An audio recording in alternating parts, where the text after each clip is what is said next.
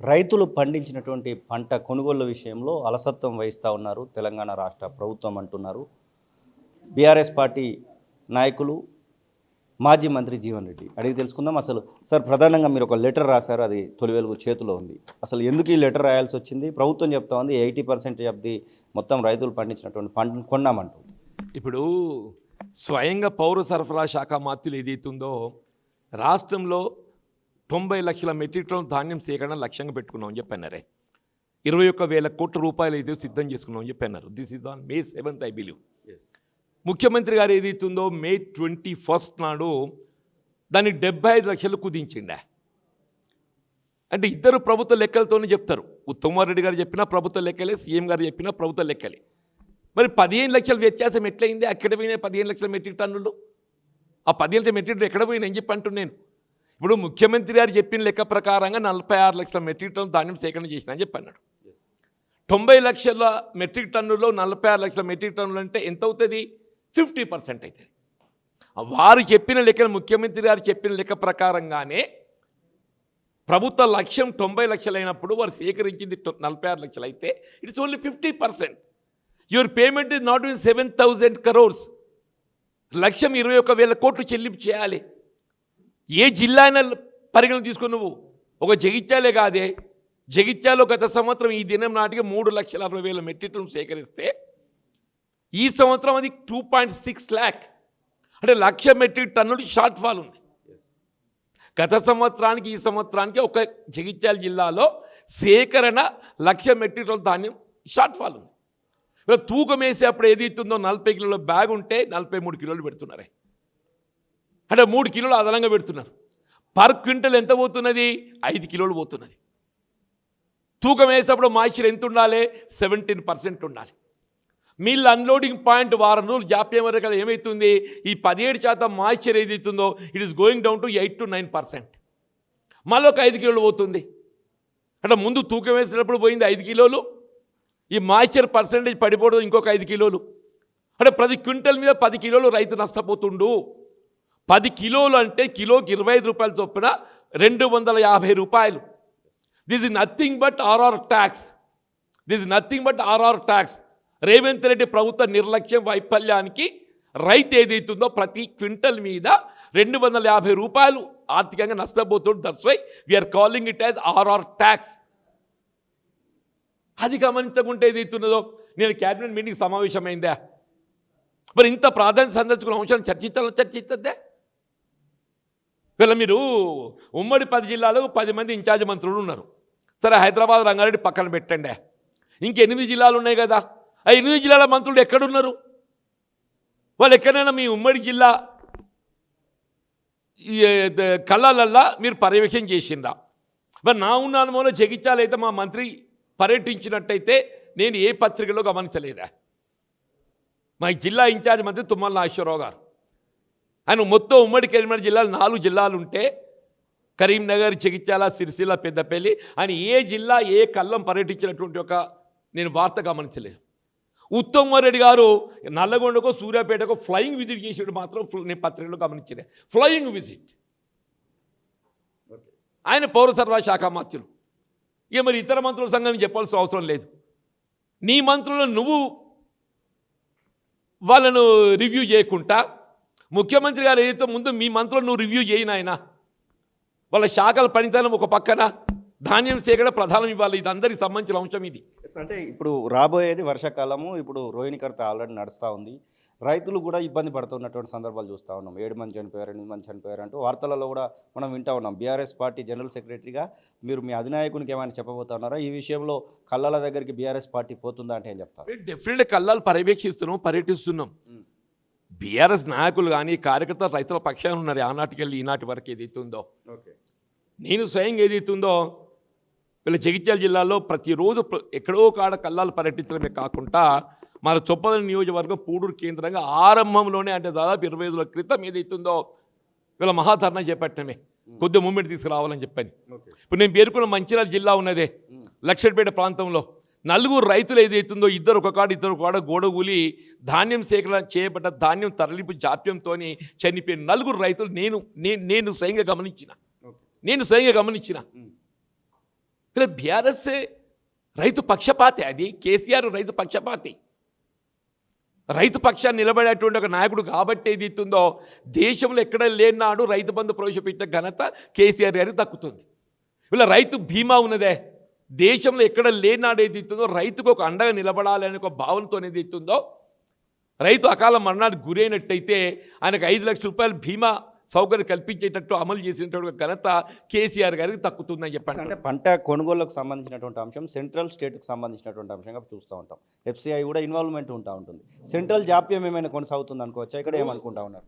ఇప్పుడు రాష్ట్ర ప్రభుత్వము ముఖ్యమంత్రి గారు చెప్పిన లెక్కల ప్రకారంగానే వీళ్ళకి అదనంగా సేకరణకు ప్రభుత్వం కేంద్ర ప్రభుత్వం అనుమతించిందని వాళ్ళే పేర్కొన్నారు. అవును. మరి మళ్ళీ ఎందుకు కేంద్ర ప్రభుత్వం మొక్కజొన్నలు ఏదైతున్నదో కేంద్ర ప్రభుత్వం ఇన్వాల్వ్మెంట్ లేదు, రాష్ట్ర ప్రభుత్వమే సేకరణకు ముందుకొచ్చింది. దాన్ని ఏదైతుందో 40 క్వింటలు వచ్చాక 25 క్వింటలు సేకరిస్తామని చెప్పన్నది. ఇంతవరకు మొక్కజొన్న రైతుకు ఎవరికి ₹1 ఇచ్చిన దాఖలా లేదు, దిక్కు లేదని చెప్పంటున్నాను. ఏదైనా కేంద్ర రాష్ట్రం మీరు తెలుసుకోవాలన్నాయా, రాష్ట్రం కేంద్రం మీరు తెలుసుకోవాలి. మేము రేవంత్ రెడ్డి దగ్గరికి పోయి అడుగుమంటావా, మోడీ దగ్గర పోయి అడుగుమంటావా? మరిగా ఇప్పుడు ఇక్కడ ప్రత్యక్ష పాలన ఎవరిది కనబడుతుంది రాష్ట్రంలో? రేవంత్ రెడ్డి ప్రభుత్వం కనబడుతుంది.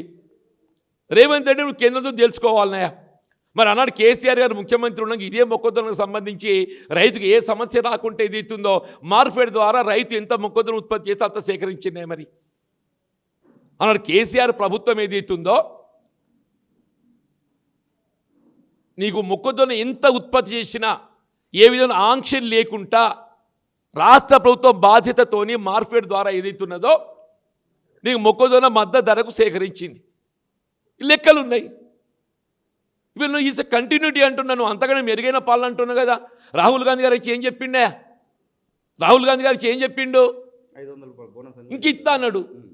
రేవంత్ రెడ్డి ఏం చేస్తుండు? జేబులో పెట్టుకుంటుండు. రాహుల్ గాంధీ గారు ఇస్తాను 500 రూపాయలు ఏమైనా ఎక్కడ పోయినా అడుగుతున్నాను. పంపిణీ చేస్తున్నామని చెప్తున్నారు కదా. చెప్పబోయా అంటే ఎక్కడ ఎవరికి ఇచ్చాడు చెప్పు అంటున్నాను. ఈ వేసవిలో ఎక్కడ ఎవరికి ఇచ్చాడు చెప్పు అని చెప్పంటున్నాను. ఈ వేసవిలో ఎక్కడ ఎవరికి ఇచ్చాడు చెప్పు అని చెప్పంటున్నాను. నువ్వు మొక్కజొన్న రైతుకి ఇచ్చినవా, వరిధాన్యం రైతుకి ఇచ్చినావా, ఎవరికి ఇచ్చిన చెప్పు అంటున్నాను. అవన్నీ ఏదైతుందో మరి ముఖ్యమంత్రి గారు మాకు ఇవ్వకుంటే ఆయన జేబులోకి పోవాలి. నా ధాన్యం ఇప్పటి కళ్ళల్లో ఉందా? నేను ఒక రైతునే. నేను ఒక రైతునే. ఆడ జగిత్యాల ప్యాక్ సొసైటీ ధాన్యం పెట్టి ఎన్ని రోజులు అవుతుంది? ఎన్ని క్వింటాలు ఉండొచ్చు? 20 రోజులు అవుతుంది. దాదాపు 250 క్వింటాల పైన ఉంటాయి. 20 రోజుల నుంచి పట్టించుకుంటారా? ఆయన కాదు, నా లెక్క నా వంతు రాలేదు. పట్టించుకోవడం కాదు, నా నెంబర్ రాలేదు. నేను నా నెంబర్ రావాలి కదా. నాకన్నా ముందు వచ్చిన కుప్పలు ఉండగా నా జోకుని ఎట్లా అంటేనే, నాకన్నా ముందు వచ్చిన కుప్పు ఉండగా నా జోకుని ఎట్లా చెప్తాను నేను? నేది 20 రోజుల కింద మార్కెట్కు తరలించింది నేను, ప్యాక్స్ ప్రొక్యూర్మెంట్ సెంటర్కు. అంతకన్నా ముందడికి అక్కడ పడి ఉన్న కుప్పలు ఉండగా నాదెట్లా చూపుతారు? నేను అడగడం కూడా సమంజసం కాదు కదా. నా నెంబర్ రాలేదు ఇంకా. అంటే ఈ ఎండలకు ఇప్పుడు మీరు చెప్తున్నటువంటి మ్యాచర్ అనేది 17 నుంచి 5కు పడిపోవచ్చు, 3 కూడా పడిపోవచ్చేమో కదా. అప్పుడు మీ వెయిట్ అనేది కూడా తగ్గుతుంది కదా, లాస్ అన్నట్టే కదా. లాస్ కావాల్సిందే. నేను ఒక రైతుగా నష్టపోతున్నా. నేను ఒక ఇప్పుడు ప్రజా జీవితంలో ఒక నాయకుడిగానే కాకుండా ఒక రైతు కూడా నేను అనుభవిస్తున్నాను. నేను కాబట్టే కష్టం నాకు తెలుసు. కాబట్టే కష్టం నాకు తెలుసు అంటున్నాను నేను. నాకు దాదాపు 250 క్వింటల్ 20 రోజులు అయినా మార్కెట్ పోయి. నాకన్నా ముందున్న వాళ్ళే అట్లే ఉన్నాయి. పాప వాళ్ళందరూ అట్లే ఉన్నాయి. ఎందుకు జాప్యం జరుగుతుందంటే మీరు ఏమైనా ఐడెంటిఫై చేశారా? ఒకటి లారీ ట్రాన్స్పోర్టేషన్ మెయిన్. మిల్లింగ్ లో అన్లోడింగ్ పాయింట్ లోపల జాప్యం అవుతుంది. అసలు తీసుకోమని చెప్తా ఉన్నారు. జాప్యం అవుతుంది. Space problem. దానికి ఓపెన్ నెట్టింగ్ వేసేయడానికి అవకాశం ఉన్నది. ఓపెన్ నెట్టింగ్ గతంలో ఉమ్మడి రాష్ట్రంలో మేము వేసినాము. జిల్లా కలెక్టర్ గారితో స్వయంగా మాట్లాడిన ఈ విధానంతో ఏదైతే సమస్యలు అధిగమించవచ్చు అని చెప్పని. అమాలీస్ ఏదైతుందో వాళ్ళకి పని లభిస్తలేదని చెప్పిన వాళ్ళు తరలిపోతున్నారు. అని చేరిన పని దొరకాలి కదా. వాడు అక్కడికి వెళ్ళి ఇక్కడ బీహార్కి వెళ్ళి ఇక్కడ దాకా ఏదైతే పని చేస్తానికి వస్తే వాడు రోజుకి ఏదైతుందో 12 గంటలు పని చేస్తాడా? రోజు మినిమం 12 గంటలు పని చేస్తాడు. మరి రోజు 4 గంటల పని దొరుకుతలేదు. మరి ఏం చేయాలి? వాడు తరలిపోతున్నారు. బాధ్యత ఎవరిది? ప్రభుత్వం నిర్లక్ష్యం. ముఖ్యమంత్రి గారికి ఏదైతుందో ఆయనకు అందాల పోటీల నిర్వహణ పట్ల ఉన్నటువంటి ఒక శ్రద్ధ ఆనాడు, ఫుట్బాల్ మ్యాచ్ల మీద ఉన్నటువంటి ఒక శ్రద్ధ ఆనాడు, ఇవాళ రైతు ధాన్యం సేకరణ లేకపోవడం ఏమనాలి ఆయనను? నీ అందాల పోటీల్లో నిర్వహణ కొరకు ఏదైతుందో మొత్తం రాష్ట్ర ప్రభుత్వాన్ని సమాయుక్తం చేస్తావు నువ్వు. నీ ఫుట్బాల్ మ్యాచ్ల నిర్వహణ కొరకు ఏదైతుందో మొత్తం రాష్ట్ర ప్రభుత్వాన్ని సమాయుక్తం చేస్తావు. వీళ్ళ ధాన్యం సేకరణకి ఏదైతుందో మొత్తం రాష్ట్ర ప్రభుత్వాన్ని సమాయుక్తం చేస్తావు. బాధ్యత మీ మీద లేదానే? మీ యావత్ మంత్రిమండలిని ఏదైతుందో ఇన్ఛార్జ్ మంత్రులు ఎక్కడికక్కడ ఆ జిల్లాలలోనే క్యాంప్ చేసేట్టు మీరు సూచన చేయరాదా? ఎవరిది బాధ్యత? నెక్స్ట్ వర్షాలు పడబోతా ఉన్నాయి ఖచ్చితంగా. ఈ 2-3 రోజులలో వర్షాలకు సంబంధించి ఈశాన్య ఋతుపవనాలు కూడా వస్తాయంటూ వాతావరణ శాఖ కూడా చెప్తా ఉంది. ఖచ్చితంగా తడిసే అటువంటి వడ్లను కూడా మనం చూడబోతున్నటువంటి ఇండికేషన్స్ కనబడుతున్నటువంటి ఈ తరుణంలో ఏంటి నెక్స్ట్ స్టెప్ ఏంటి బీఆర్ఎస్ పార్టీగా మీరు ఎలాంటి స్టెప్? పరంగా రైతుకి ఏదైతే ఉందో వాళ్ళ కష్టానికి తగ్గ ఫలితం దక్కాలనేది బీఆర్ఎస్ పార్టీ కాదు, ప్రతి రైతు యొక్క కాంక్ష. ఇప్పుడు వ్యవసాయం అనేది లేకుంటే జీవనం కొనసాగదు. అసలు రాష్ట్రం ఏమవుతుందో ఎవడు ఊహించలేడు అని చెప్పంటున్నా. ఈ రియల్ ఎస్టేట్తో రైతులు బతకరు. రియల్ ఎస్టేట్తో రేవంత్ రెడ్డి బతుకుతాడు కావచ్చు, కానీ ఏదైతే ఉందో రైతులు బతకడు. రేవంత్ రెడ్డి ఆయన ఒక్కడు బతుకుతాడు చాలది. రేవంత్ రెడ్డి గారు ఆయన ఒక్కడు బతుకుతాడు చాలది. రాష్ట్రంలో కోట్లాది రైతాంగం ఆ కుటుంబాల గురించి ఆలోచన చేయవా అంటున్నాను నేను. మీరు బీఆర్ఎస్ పార్టీలో జాయిన్ అయ్యి దాదాపుగా నెల రోజులు దాటిపోయింది. ఏప్రిల్ 20వ తారీఖు జాయిన్ అయ్యారు. ఇప్పుడు మనం మే 24వ తారీఖు వచ్చాము. ఎట్లా అనిపిస్తూ ఉంది బీఆర్ఎస్ పార్టీలో ఉన్నటువంటి నాయకులు మీకు ఉన్నటువంటి సపోర్ట్ ఎట్లా ఉంది? అక్కడ జగిత్యాల్లో మీకు ఎలాంటి సపోర్ట్ లభిస్తూ ఉంది అంటే ఏం చెప్తారు? నాకేదైతే అందరము సమన్వయంతో పనిచేస్తున్నాం. ముఖ్యంగా ఏదైతే ఉందో నాకు ప్రజా సమస్యలపై స్పందించడానికి ఒక వేదిక లభించింది. నేను వాస్తవంగా కాంగ్రెస్ పార్టీ 2023 వరకు ఏదైతుందో దశాబ్ద కాలం నేను ప్రజల పక్షాన్ని నిలబడి పోరాటం చేసినోడిని. 2014లో పోతే కాంగ్రెస్ కు అడుగుపడ్డది. అప్పుడు గెలిచినాడు, ప్రజల పక్షాన్ని నిలబడ్డా. నేను 2019లో ఎమ్మెల్సీలో గెలిచినాడు, ప్రజల పక్షాన్ని నిలబడ్డా. ఈసారి నాకు అదృష్టం కలిసి రాలేదు.